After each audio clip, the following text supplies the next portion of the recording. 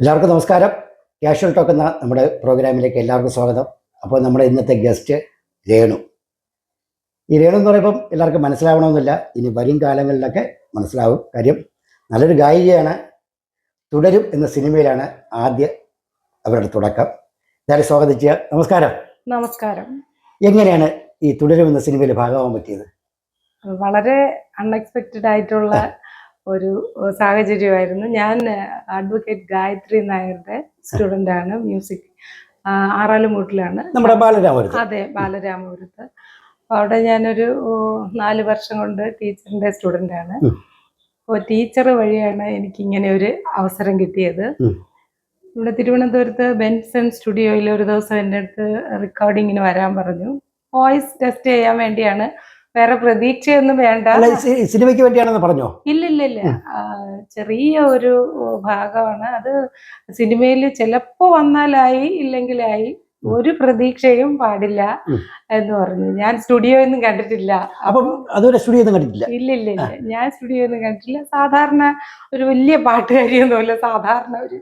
അപ്പോൾ ഞാൻ സ്റ്റുഡിയോ ഒക്കെ കാണാം. എല്ലാവരും സ്റ്റുഡിയോയിൽ റെക്കോർഡിങ് എന്നൊക്കെ പറയണ കേട്ടിട്ടുണ്ടല്ലോ. അങ്ങനെ ഞാൻ പിന്നെ സ്റ്റുഡിയോ കാണാം എന്ന് പറഞ്ഞു പോയി. റെക്കോർഡിങ് കഴിഞ്ഞു.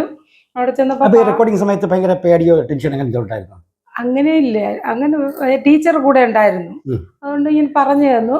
അതുകൊണ്ട് എനിക്ക് അങ്ങനെ വലിയ ടെൻഷനും പേടിയൊന്നും ഇല്ലായിരുന്നു. അങ്ങനെ റെക്കോർഡിങ് കഴിഞ്ഞു ഇറങ്ങിയപ്പോൾ പറഞ്ഞു പ്രതീക്ഷയൊന്നും വേണ്ടാന്ന് ഒരിക്കൽ കൂടെ പറഞ്ഞു. പിന്നെ വീണ്ടും 10-15 ദിവസമായിട്ടും റിപ്ലൈ ഒന്നും വന്നില്ല. ഞാൻ വിചാരിച്ചു എത്രയോ പാട്ടുകാരുണ്ട്, ഇനി വിളിക്കൂല, അവർ മറന്നുപോയി കാണും. ഞാനും അങ്ങ് മറന്നിരുന്നു. അപ്പോൾ ഒരു ദിവസം പറഞ്ഞു പെട്ടെന്ന് സ്റ്റുഡിയോയിൽ എത്താൻ വേണ്ടി, ഈ ബെൻസൺ സ്റ്റുഡിയോയിൽ എത്താൻ വേണ്ടി പറഞ്ഞു. അങ്ങനെ ഞാൻ അവർ പറഞ്ഞ സമയം അനുസരിച്ച് അവിടെ എത്തി. അപ്പോൾ ആണ് ഈ റെക്കോർഡിങ്. എന്നിട്ട് ഈ സിനിമയിലാണെന്ന് പറഞ്ഞില്ല, ഏതൊരു സിനിമയുടെ ഒരു ചെറിയ സിനിമയുടെ ഒരു പാട്ടിലെ ചെറിയ ഭാഗമാണ് എന്ന് പറഞ്ഞു. അപ്പോൾ റെക്കോർഡിങ് കഴിഞ്ഞ് ഇറങ്ങിയപ്പോൾ പറഞ്ഞു ചിലപ്പോൾ സിനിമയിൽ വന്നേക്കാം എന്ന് പറഞ്ഞു. ഈ പാട്ട് റിലീസ് ആവുന്നതിൻ്റെ ആ ദിവസമാണ് എൻ്റെ ടീച്ചർ എന്നെ വിളിച്ചു പറഞ്ഞത് ഇങ്ങനെ ഒരു സിനിമയുടെ ഭാഗമായിട്ടാണ് പാടുന്നത് എന്ന് പറഞ്ഞു. അപ്പോൾ അതിൻ്റെ വീഡിയോ ക്ലിപ്പൊക്കെ എനിക്ക് അയച്ചു തന്നു. ഞാനങ്ങ് അത്ഭുതപ്പെട്ടു പോയി. കാരണം അതെ, എൻ്റെ ആദ്യത്തെ ആ വോയിസിൽ തന്നെ അവിടെ great artist Mohanlal sir, Shobana ma'am, ഇവരൊക്കെ ഡാൻസ് ചെയ്യുന്ന ആ സീനാണ് പാടുന്നത്. അതൊരു വലിയൊരു മഹാഭാഗ്യം, ഭയങ്കര ഭാഗ്യമായിട്ട് തോന്നി. അതായിരുന്നു. ഈ സോങ് കേട്ടിട്ട് ആരെങ്കിലും നമ്മളെ സൗണ്ട് തിരിച്ചറിഞ്ഞ് വിളിച്ചായിരുന്നു അങ്ങനെ എന്തെങ്കിലും? എൻ്റെ മരുമോളാണ് ആദ്യം ഈ സോങ് കേട്ടത്. ഞാനിത് അയക്കുന്ന മുമ്പ് അവള് കേട്ടിട്ട് പറഞ്ഞ അമ്മ എവിടെയോ റെക്കോർഡിങ് സ്റ്റുഡിയോയിൽ പോയെന്ന് പറഞ്ഞ് ഈ പാട്ടാണ് ഇത് കേട്ടപ്പോ അമ്മയുടെ സൗണ്ട് പോലെ തോന്നുന്നു എന്ന് പറഞ്ഞു. ആ സമയത്ത് എനിക്ക് ഈ പാട്ട് കിട്ടിയില്ല. ഞാൻ ഇവളുടെ വോയിസ് കേട്ടതും ഇല്ലായിരുന്നു. അപ്പൊ ഞാൻ തിരിച്ച് അന്നാണ് ഞാനും അവളും എൻ്റെ മരുമോളും കൂടെ ഈ സിനിമ കണ്ടിട്ട് വീട്ടിൽ വരുന്നത്. അപ്പോൾ ഞാൻ പറഞ്ഞ് ഇതുപോലെ ഗായത്രി വിളിച്ച് ഈ സിനിമയിലാണ് എന്ന് പറഞ്ഞിട്ടുണ്ടെന്ന് പറഞ്ഞിട്ട് ഞാൻ ഈ വീഡിയോ അയച്ചു കൊടുത്തു. അപ്പോൾ അവള് പറഞ്ഞ് കേട്ടപ്പോൾ തന്നെ മനസ്സിലായി ഇതായിരിക്കും. അതെ, പ്രൊമോഷൻ സോങ്. പക്ഷെ വളരെ നല്ല ഹിറ്റായി, വളരെ നല്ല അഭിപ്രായം എല്ലാവരും പറഞ്ഞു. ഇത് നമ്മുടെ സിനിമയിലെ ആൾക്കാരെങ്കിലും വിളിക്കുകയോ എന്തെങ്കിലും പറഞ്ഞിരുന്നു എന്തെങ്കിലും? ഇല്ല, സിനിമയില് ഇതില് ചീഫ് അസോസിയേറ്റ് അഖിൽ ചന്ദ്, നമ്മുടെ അഡ്വക്കേറ്റ് ഗായത്രി നായർ, അവരുമായിട്ട് നല്ല ഒരു അടുപ്പ ക്ലോസ് ഫ്രണ്ടാണ്. അപ്പൊ അങ്ങനെ വന്ന ഒരു ചാൻസ് ആണിത്. അതെ, വളരെ വളരെ നന്ദി പറയുന്നു. ഇതിലൊരു ഭാഗമായി എനിക്ക് വരാൻ പറ്റിയതിൽ. ജെയ്ക്സ് ബിജോയ് സാറ് ആണ് മ്യൂസിക്. അങ്ങനെ എനിക്ക് ഒരു മില്യൺ ആൾക്കാർ കണ്ടതാണല്ലോ. അതെ, ഒരുപാട് ആൾക്കാർ കണ്ടു. വളരെ നല്ല അഭിപ്രായം പറഞ്ഞു.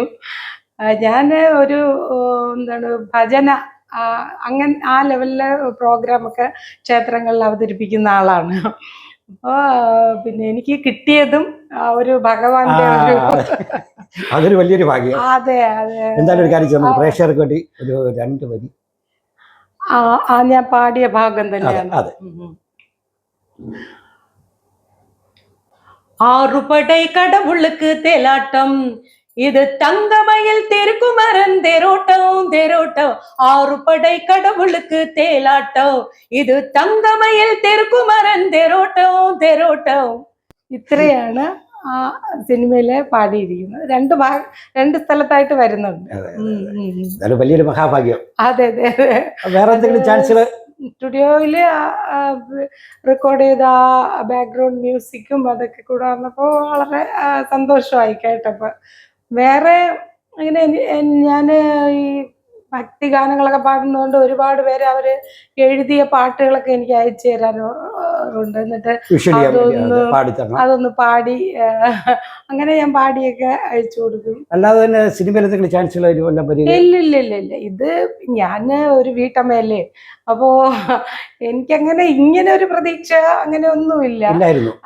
സ്കൂൾ കാലഘട്ടത്തിലൊക്കെ പാടി, അങ്ങനെ കോളേജിൽ ഒക്കെ വെച്ച് പാടി പ്രൈസ് ഒക്കെ വാങ്ങിച്ചിട്ടുണ്ട്. പിന്നെ പാട്ടുമായിട്ട് യാതൊരു ബന്ധവുമില്ല. അപ്പോൾ എൻ്റെ മകളുടെ കല്യാണം കഴിഞ്ഞ് അവൾക്ക് ഒരു കുഞ്ഞായതിന് ശേഷമാണ് ഞാൻ ഈ പാട്ട് പഠിക്കണമെന്ന് മനസ്സിനകത്ത് ഭയങ്കര ഒരാഗ്രഹം ഉണ്ടായിരുന്നത്. അപ്പോൾ എൻ്റെ ആഗ്രഹം ഇനി വെച്ച് താമസിപ്പിച്ചാൽ എനിക്ക് ചിലപ്പോൾ സഫലമാക്കാൻ പറ്റില്ല. അതുകൊണ്ട് ഞാൻ എൻ്റെ ആഗ്രഹത്തിന് മുൻതൂക്കം കൊടുത്ത്, അപ്പോൾ അതുവരെ ഞാൻ എൻ്റെ ആഗ്രഹങ്ങളെല്ലാം. എത്രാമത്തെ വയസ്സ് മുതലാണ് തുടങ്ങിയത് പാട്ട്? 50ാമത്തെ വയസ്സിലാണ് ഞാൻ ഈ സ്കൂളിൽ ഞാൻ സ്കൂൾ 1ാം ക്ലാസ് മുതലേ പാടുവാൻ. ടീച്ചേഴ്സിനെല്ലാം അറിയാം, മിക്കവാറും എല്ലാവർക്കും അറിയാം. കാരണം എല്ലാ മ്യൂസിക്കുമായിട്ട് ബന്ധപ്പെട്ട എല്ലാത്തിനും ഞാൻ കോളേജിലും അങ്ങനെ തന്നെയാണ്. പാട്ടിൽ എല്ലാവർക്കും അറിയാം. രേണു എന്ന് പറഞ്ഞാൽ പാടുന്ന രേണുവാണെന്നുള്ള എല്ലാവർക്കും അറിയാം. പിന്നെ പാട്ടുമായിട്ട് ഒരു ബന്ധവുമില്ലാത്ത ജോലികളാണ് ഞാൻ ചെയ്തതല്ല. പിന്നെ ഒരുപാട് കാലം ഞാനൊരു ഷോപ്പ് നടത്തിയിരുന്നു. പിന്നെ ഫാമിലി എൻ്റെ ഹസ്ബൻഡ് വിനോദ്, അദ്ദേഹം ഗൾഫിലായിരുന്നു, ഇപ്പോൾ നാട്ടിലുണ്ട്. പിന്നെ ടാക്സി ആണ് ഇപ്പോൾ ഓടിക്കുന്നത്. പിന്നെ മോൻ അബുദാബിയിലാണ്, മോള് പഞ്ചാബിലാണ്, മരുമകൻ ആർമിയിലാണ്. അങ്ങനെ ചെറിയൊരു ഫാമിലി ആയിട്ട് പോകുന്നു. അതെ, ചെറിയ ഫാമിലിയാണ്. അപ്പൊ ഇനിയിപ്പോ നമുക്ക് അവസരങ്ങൾ ചോദിക്കാനുള്ള ഒരു ഇതായില്ലേ, കാരണം വലിയൊരു ഹിറ്റ് സിനിമയുടെ ഭാഗമാവുകയും ചെയ്ത് അതിലൊരു അല്ലേ? അത്ര വലിയ കായികയൊന്നും വലിയൊരു ഹിറ്റ് സിനിമയുടെ ഭാഗം അതൊരു എനിക്ക് തോന്നുന്നു. ഞാൻ എപ്പോഴും ഈ ഭഗവൻ നാമങ്ങളും അങ്ങനെയൊക്കെ, ഒരു ഭഗവാന്റെ നാമം തന്നെ എനിക്ക് ഈ സിനിമയിലും എനിക്ക് പാടാൻ പറ്റി. അതൊരു ദൈവഭാഗ്യമായിരിക്കും. എനിക്ക് കുറച്ച് സന്തോഷം നീന്ന് അനുഭവിച്ചത് ദൈവം തന്നതായിരിക്കുമെന്ന് ഞാൻ പ്രതീക്ഷിക്കുന്നു. വിശ്വാസം. അതെ, അങ്ങനെ വിശ്വസിക്കുന്നു. എന്തായാലും ഇനി സിനിമകളൊക്കെ ഒരുപാട് വരട്ടെ, നമ്മൾ അതിനുവേണ്ടി ശ്രമിക്കണം അല്ലേ? അതെ അതെ അതെ, അതിനുവേണ്ടി ശ്രമിച്ചിട്ടൊന്നുമില്ല. ഇനി ശ്രമിക്കാമല്ലോ ഇനിയിപ്പോ, കാരണം ഇപ്പൊ നമ്മുടെ കയ്യിലൊരു ഇതുണ്ടല്ലോ. അവിടെ നാട്ടില് നമ്മള് ഇപ്പോ കല്യാണമൊക്കെ നടക്കുമ്പോൾ ദൈവദശകം ഒക്കെ ചൊല്ലണമെങ്കിൽ ഉടനെ എന്നെ വിളിക്കും. ദൈവദശകം ചൊല്ലാനുണ്ട്, വരണമെന്ന് പറയും. അന്ന് അപ്പോൾ ചെല്ലും. മിക്കവാറും എല്ലാവർക്കും അങ്ങനെ തന്നെ അറിയാം. പിന്നെ അവിടെ മരണം നടക്കുകയാണെങ്കിൽ പ്രാർത്ഥനയുണ്ട്, അപ്പോഴും വിളിക്കും. പ്രാർത്ഥന അങ്ങനെയൊക്കെ ഉള്ളൊരു പാട്ടുകാരിയാണ് ഞാൻ. പക്ഷെ ഇങ്ങനൊരു ഇതില് മേഖലയിലെത്തോ നമ്മൾ വിചാരിച്ചില്ല. എനിക്ക് വിചാരിച്ചില്ല. അതെ, അത് ദൈവാനുഗ്രഹം മാത്രമാണ്. കാര്യം ഇനി അവസരങ്ങൾ വന്നാൽ പോവില്ലേ? തീർച്ചയായിട്ടും എന്നെ കൊണ്ട് എൻ്റെ ആ റേഞ്ചിലുള്ള പാട്ട് കിട്ടുകയാണെങ്കിൽ തീർച്ചയായിട്ടും പോകും. പാട്ടെന്ന് പറഞ്ഞാൽ അത്രയ്ക്ക് ഭയങ്കര ഇഷ്ടമുള്ള കാര്യമാണ്. സംഗീതം അങ്ങനെയാണല്ലോ. അതെ അതെ അതെ. അപ്പോൾ ഇത് കേട്ട പ്രേക്ഷകർക്ക് എന്താണ് പറയണത്?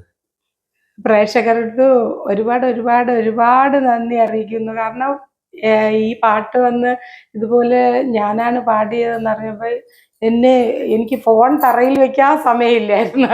അത്രയ്ക്ക് പേരെന്നെ വിളിച്ച് അപ്രീഷിയേറ്റ് ചെയ്ത്, പിന്നെ ഒരുപാട് ഒരുപാട് സമ്മാനങ്ങൾ എനിക്ക് വാങ്ങി തന്നു. അങ്ങനെ ഞാൻ പ്രതീക്ഷിക്കാത്ത ഒരു കാര്യമായിരുന്നു. ഒരുപാട് പേര് എന്നെ അറിഞ്ഞുകൂടാത്തവർ തന്നെ ഞാൻ വഴിയിലൊക്കെ നിൽക്കുമ്പോഴത്തേക്കും ചേച്ചിയില്ലേ അതില് തുടരും സിനിമയിൽ പാടിയെന്ന് പറഞ്ഞു.